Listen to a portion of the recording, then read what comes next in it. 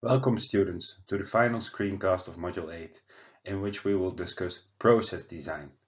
This means that we will look beyond the electrochemical stack and also look at the other unit operations that are needed to make a complete electrochemical process. Here you see what such a complete electrochemical process can look like. At the heart is the electrochemical stack, here schematically depicted as a single cell. This stack needs to be fed on both the analyte and the catalyte side. On the analyte side, this is typically being done from a vessel, a raw material storage vessel, to which the raw material is being fed. Electrochemical processes are quite susceptible to impurities. Therefore, we typically need some kind of purification step to remove these impurities. Then, after the reactor, we need a product separation section, where the product is again separated from the raw material, because almost never we have full conversion from the raw material to the product in the electrochemical cell. Now we have this system on the anode side. We also have a comparable system on the cathode side.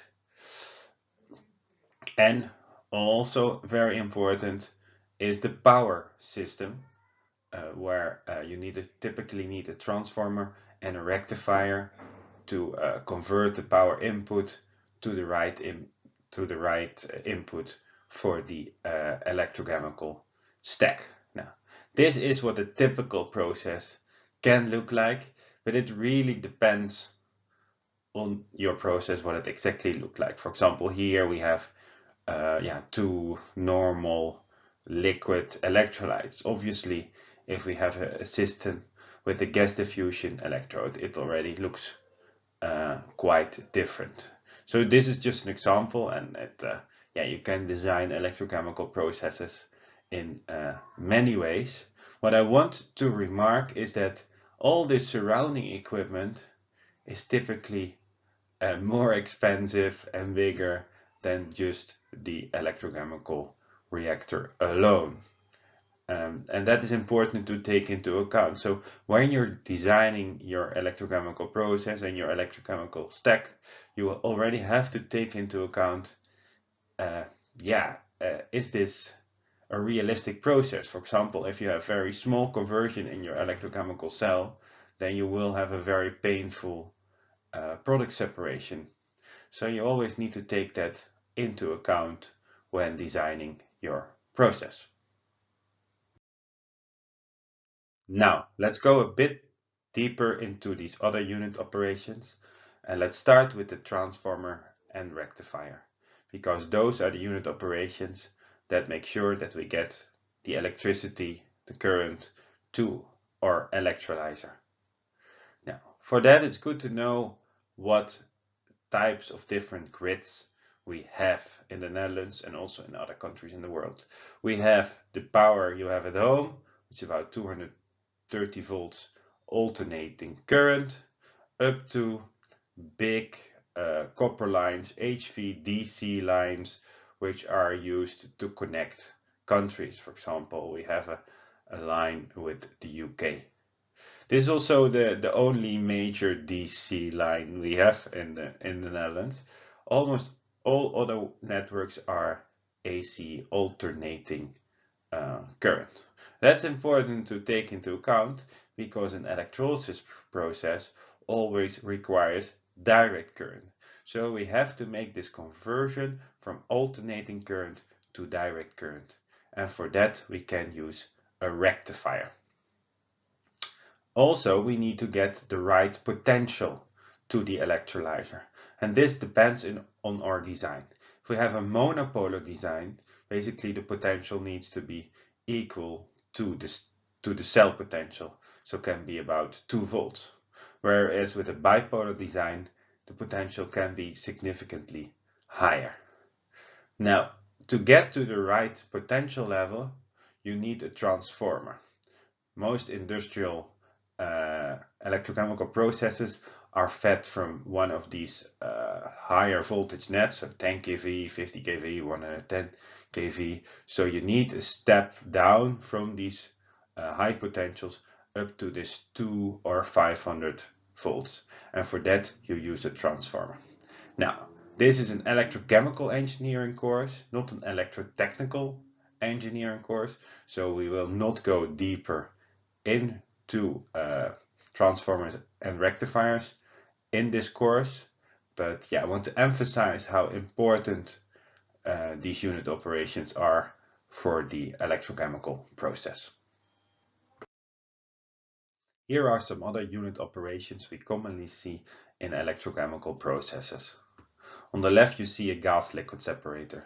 Since often in electrochemical processes we produce a gas on one of the electrodes, we need to separate that gas from the electrolyte, and for that a gas-liquid separation is the obvious solution. Then, as also said, we often need a purification step to ensure that impurities do not go into the electrolyzer and, for example, poison electrodes. For that we can use adsorption or ion exchange columns. The last example I give here is the example of a crystallizer, which is another way to separate products that are formed in the electrochemical process.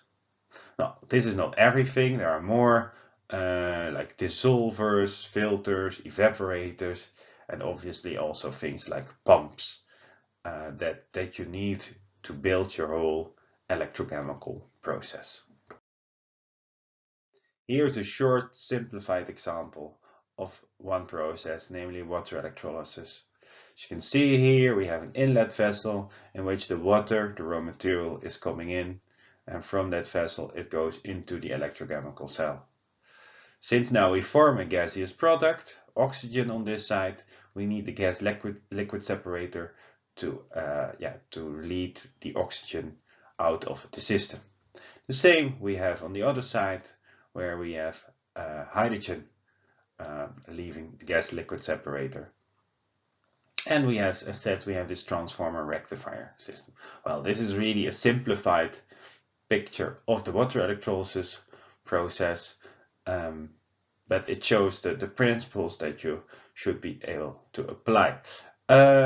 Here I recommend you to carry out quiz question 8.6. When you have made your process design as depicted in a process flow diagram, which you see here, an important step is that you make the overall mass balance of the process. And I've given here an example for a chloralkali process. So what do you need to do? Basically, with every stream in the process flow diagram, you have to give it a number. So this raw material stream is stream number 1.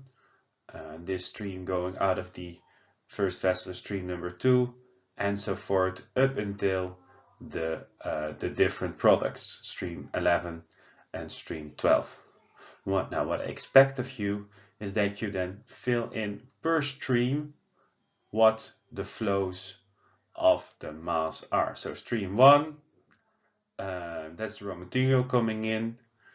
So I only expect their water. Don't fill it in here, you can do that yourself, and I expect you to do this for the assignment. But you see here you can fill in the number for water, and then obviously the other ones are zeros.